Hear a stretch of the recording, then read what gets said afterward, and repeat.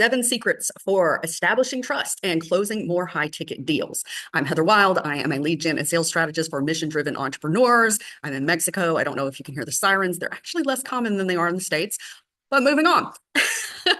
Okay, so if you want to establish trust and you want to close more high ticket sales, like this has always been an important part of sales is establishing this trust. In the online world, when I'm recording this in April of 2025, it is crucial because there is a trust deficit. So many people are really they want to still work with coaches. They want to still work with consultants and service providers, website designers, copywriters, healers, but they are afraid to invest because of bad prior experiences and economic uncertainty. Okay. And nobody can blame them for this, right? But there are ways that you can build more trust so that you can make more sales. All right. So I'm going to give you 7, possibly 8 tips on this. Okay. So number 1, give them a chance to talk to you and interact with them. Okay. I highly recommend that you do sales calls, but you have to do sales calls in a way that builds trust, not in a sneaky, sleazy way. And I'm going to be giving more tips about that in a second. But also, like, give them a lower ticket or a free offer where they can have some interaction with you, because that interaction is going to go a much longer way than emails or even videos or, anything. Personalized interaction is going to help build that trust faster than anything. And there's efficient, effective ways of doing that so that you're not wasting all your time doing that. Okay. So now getting into like when you're actually doing a sales conversation, and here's like the big mindset shift. Don't be a seller, be a consultant. Show up on that sales call as a consultant, as someone who is genuinely curious and is trying to figure out if it makes sense if the two of you work together, if you're the right person for them, if they're the right client for you, if they're likely to get good results. Are you able to deliver the results they're wanting, And so showing up and being a consultant, not only is it going to take the pressure off of them, it's going to take the pressure off of you. So if you're somebody that doesn't really feel comfortable with sales, like you're making sales, but you don't love it, it's just not your favorite part of your business, when you step into the consultant role, then it takes you into this mindset of like, can I help this person? Do I want to work with this person? As opposed to being in the seller mindset of like, okay, what do I have to say in order to like get this person to want to buy? Right. So it's a completely different vibe. And it comes from you're operating from a more trustworthy, place where you're genuinely trying to figure out, is this person right for your offer, or which of your offers are they right for? Versus, like whatever this person says, I'm going to pitch to them. Right. That's not the high integrity way to sell. So if you're stepping in that consultant role, you're going to be more relaxed. They're going to be more relaxed. And oddly enough, without that pressure, they're actually going to be more likely to buy. Okay. Be really curious about their unique needs and circumstances. This is tip number 3. Now, as an expert, you may be listening to them and thinking, wow, okay, yeah, they, this is something that I hear all the time. But to them, it is their own lived experience. It's their own challenges they're facing. It's their own cascade of challenges that they're facing because of this one problem that they're trying to solve, or this one transformation they're trying to make. And you want to be really, really curious, and you want to really have good sales questions, and customized sales questions is what I encourage and help my clients to create, that really show their expertise and also really helps people to see like, oh, he looking for a very specific person, right? Not just looking for anybody to pitch to. Okay.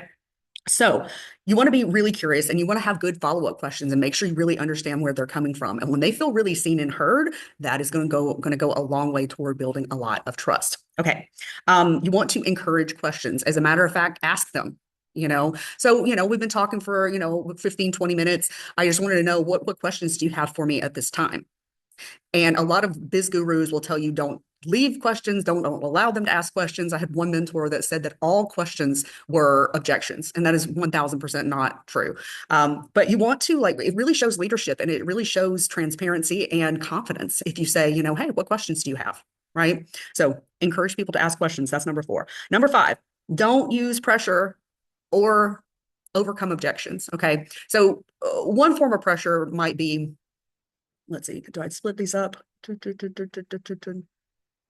Okay. So I'm talking about 2 different forms of pressure. So one form of pressure may be like some sales scripts, especially, are written in a way that kind of subtly shames people for thinking that they're not ready for an offer and tries to imply that if they're not ready, it's 100% a mindset problem. And it can be a mindset problem. It can be a fear, but it also could just be they're not at the right place, financially, mentally, emotionally. Maybe there's things going on in their life that would make it really hard for them to get great results right then, whatever. But that like subtle or really overt, depending on the person, shaming, kind of pressure is not what you want to be doing. Overcoming objections. I have a whole thing about this because objections really aren't objections, they're concerns. And when you treat them as objections, then you go into this like battle, with this person of like, who's going to win here? The person who's saying, no, I'm not ready, or I don't have the money, or I don't have the time, or whatever their objection is, their concern is, or the person who's selling, right? And that adversarial thing, like, does that sound like something that's going to build trust? No, absolutely not. But when you listen to someone's concerns and you have like a human, compassionate, empathetic conversation with them about it, they're much more likely to buy than if you just try to like push and bulldoze and high pressure them into buying. Okay. Don't offer them the most expensive package unless that's actually the best fit. Okay. So you would much rather, if someone is not quite ready for your highest ticket offer or your more expensive offers, you would much rather get the sale on a lower ticket thing and then build trust and show them that you're actually going to show up for them and you really care about them and their results. Show them how your methods and your support or your done for you service is actually going to work for them. And then it's going to be a lot easier to sign them into that higher ticket thing. But if you go for that higher ticket thing and they're just not ready for it for whatever reason, even if they think they're ready for it, but you can see they're not really ready for it and you sell that to them, they're not going to get good results. And then you've probably lost that client forever. Whereas if you had gone for a softer approach and nurtured them into the person that was ready for the big offer where they got really great results, you could have a client for life. So see how that works. Okay. Let's see. 1, 2, 3, 4, 5, 6. That was number 6. Number 7, don't try to force a close on the call. A lot of sales experts will tell you that you want to close on the call. And yeah, I mean, it's convenient if you can close on the call, but if you're doing it, if you're being high pressure to do it, some people are going to be turned off, especially these days. The high pressure tactics used to work a lot better than they used to, but people are wise to it now. They know that, no matter what you tell them about, oh, it's tough love. I'm, being high pressure because I really want this transformation. People know that it's bullshit, right? Like this is not 2013 anymore. This is 2025. And people know that they need to be comfortable in what they're buying and they need to feel good about it. And if you're being you're being high pressure, then it's going to turn a lot of people off, right? They know that that's not for their benefit. Okay. So one of the things that you may have been taught is to offer like a fast action bonus to get people to close on the call. And it could look like, my program's $10,000, but if you buy it on the call, it's only $6,000, or it could even be like, within 24 hours or something like that. I think fast action bonuses are great because they can help people to make a faster decision, kind of get them out of that paralysis limbo. I'm a Libra, so I totally get the analysis paralysis and the like decision shutdown, although I'm better about it than I used to be. But you don't want to make it like so high pressure, like they're going to get $4,000 off if they buy like right then. So what I suggest for that instead is give them a fast action bonus that's like 48 hours, at least, so that they really do have time to go check their finances, talk to their spouse. That is not a bad thing when people want to talk to their spouse or partner. And really make a good decision, because when they come in and they're like scared, they're not going to get as great of results. They're going to be off balance. They're going to be freaking out about the money. But if you give them a little more time, with some incentive, it's like, oh, well, my program is $10,000 and you come in, in the next 48 hours, you get $2,000 off. Right. Or if the whole point was you wanted to charge $6,000 for your program, and that's why you did your fast action the way that I did in the first example, where it was 10,000 or 6,000, offer it at 7,000 and tell them that they do it in 24 hours, they get it for 6,000, right? Or 48 hours. I would suggest 48 hours. Give them that incentive to make a faster decision, but don't make it like this high pressure, like, oh my God, I've got to decide like right now, especially these days, it's just not going to work. And number 8, I'm going to give you just like a little bonus tip. Follow up gently with people. Don't nag them. Don't, as soon as you get off the call, send them an email or a DM where, well, I mean, what are you thinking? Follow up with them, ask, when you can follow up with them. Or if you have given them like the 48-hour fast action bonus, you can just say, after 24 hours, you can check in and just be like, hey, wanted to know if you had any questions. I really love talking to you. These are the things about the program that I really, reiterate what you said.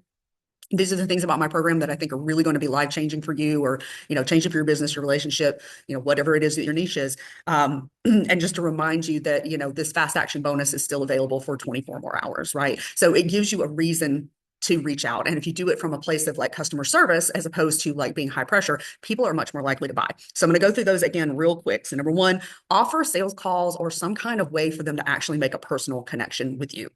Be a consultant, not a seller. Be curious about their unique situation. Ask good questions, ask good follow-up questions, encourage questions. Don't use pressure or overcome objections. Don't offer them the most expensive package if that's not what they need. Don't try to force a close on the call, and follow up gently, follow up with a very customer service attitude. Okay, so I'm Heather Wild. I help these mission-driven coaches, healers, consultants, service providers to sell in a way that feels really aligned with them. I teach, and then I coach, and we customize it to the way that is going to work best for you.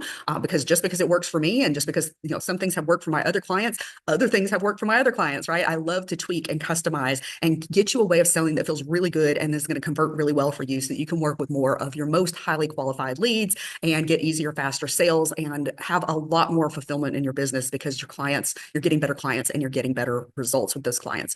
So if you're interested in working with me, get down in the description, and there's going to be some freebies. There's going to be some free resources. Check those out. And there'll also be a link where you can book a call with me. I would love to speak with you and, figure out if you're in the right place, if I'm the right mentor, figure out what you need, and if I'm the person to help you with that. And I'll see you into the next video.